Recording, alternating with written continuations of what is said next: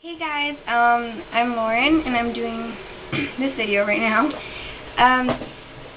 Me and Dakota haven't done a video in a long time. We've been really,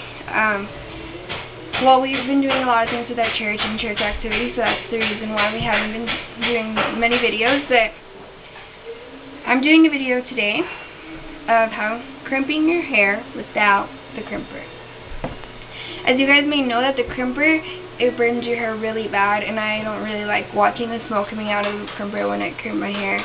So this is more of a way to do it, and it doesn't take time at all. And I'm going to explain to you how I did this. I did one French braid before I undid it. This is how it came out. I did one French braid going down in the middle, and another French braid going down this way. And this is the other French braid that I'm leading on to show you guys how it's going to turn out. So let me, and I did this last night.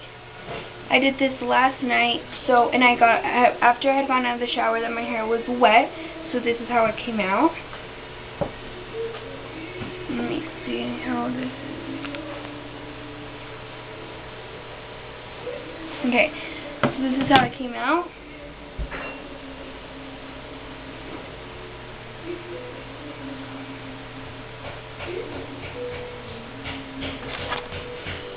So now I just need to fix it to my part. And this is how it came out without crimping my hair.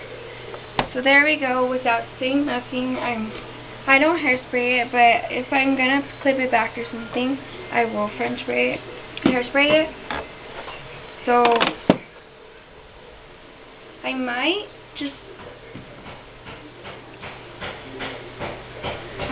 just grab it from the side and, you know, put a clip right there, and it looks super cute, and it'll look real pretty on you guys. So that's how I'll put it. Or you can twist this part